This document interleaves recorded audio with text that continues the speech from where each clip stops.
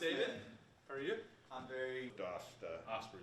The ospreys. I see those like once in a while, and those are cool. You used to have scatter patterns. Yeah, right. Now they're over the same house. It does. It's a two-edged sword, as most things are. I tend to be an AI optimist. I'm very excited about what it's doing in medicine already, in science, in technologies like management, in supply chain. We're seeing really positive effects everywhere. Just cancer diagnosis has improved dramatically in the last 2 or 3 years because of artificial intelligence.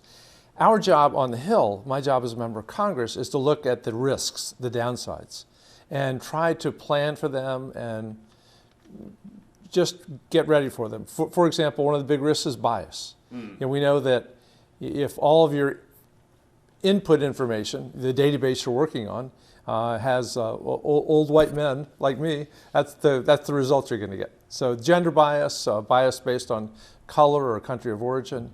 We have real concerns about job elimination because there are, who's going to need a copy editor? Screenwriters and actors and others are afraid. But as every business I know is trying to figure out how do they use AI to make themselves a better business, more profitable, more efficient. But that inevitably could mean displacement. Right. Just as the agricultural revolution meant displacement, the manufacturing revolution was displacement, even the information services. So we have to be ready for that. And then there are things like hallucinations, bad information. We had our first meeting of our AI task force yesterday, and the first thing that came up 5 times was deepfakes.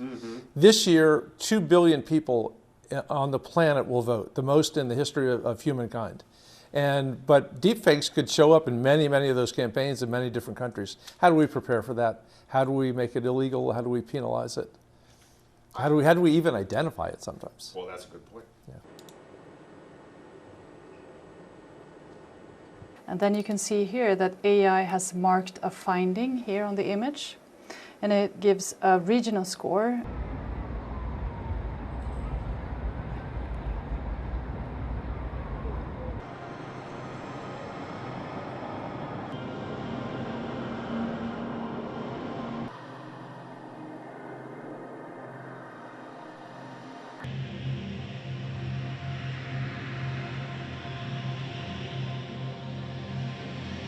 How do we prepare for that? How do we make it illegal? How do we penalize it? How do we even identify it sometimes? Well, that's a good point. And of course, AI.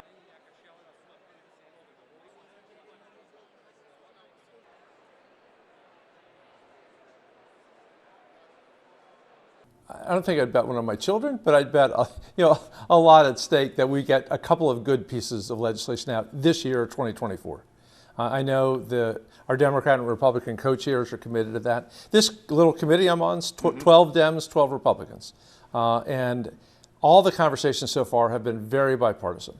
Not a whiff of really different ideological feeling on this. And I also think we're pretty much a lockstep that we don't want to do what we see the Europeans doing right now, which is to be overly prescriptive, overly restricted. You got to get a license to do this. Your code has to be visible to the public. We want to make sure that there's lots of room for imagination and creativity and energy, and only really protect on the downsides where we see a real risk.